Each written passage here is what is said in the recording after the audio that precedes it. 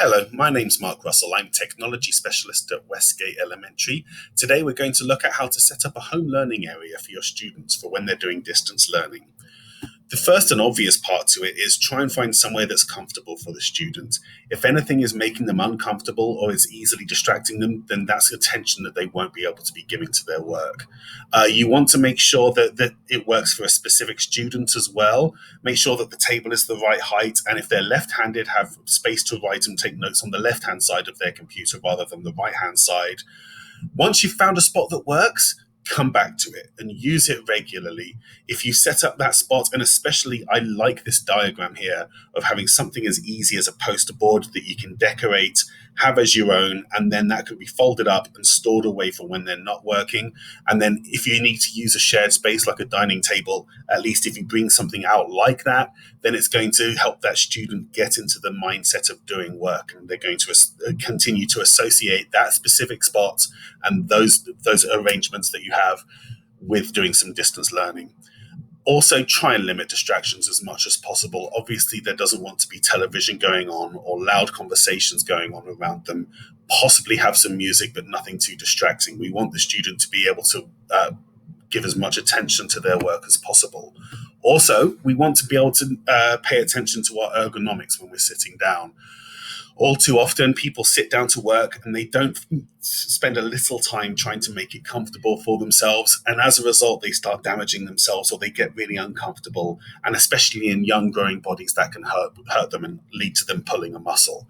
So in this situation, we had a lady that's working in her armchair with her laptop on her legs, but her posture was off, her feet were not flat on the floor, and her laptop was putting heat into her legs.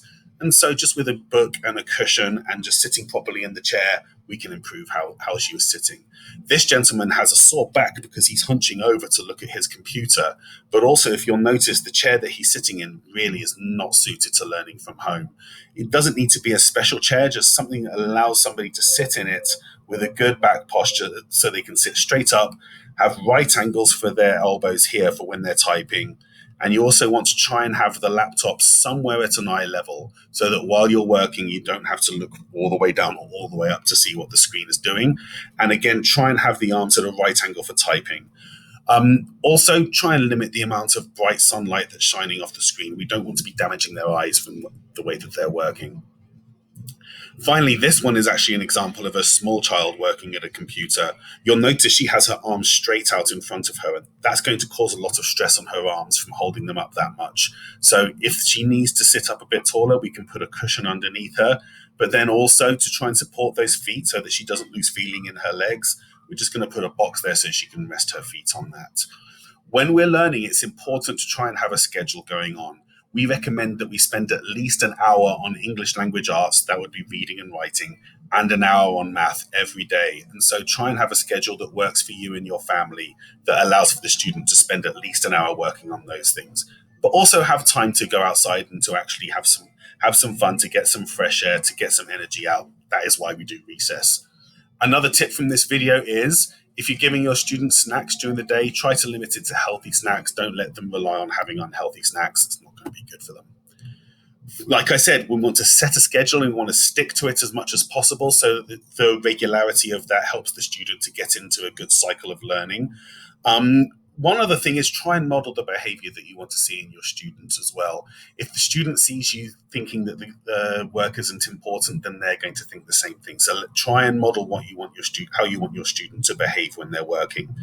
Remember to allow for snacks. And if you're looking over your students' work, try and work from the basis of giving them 2 positive comments and then a criticism.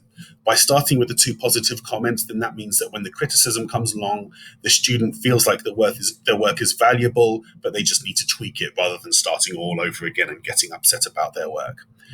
Thank you very much for listening. I will put some description notes and some links in the notes on the video on YouTube.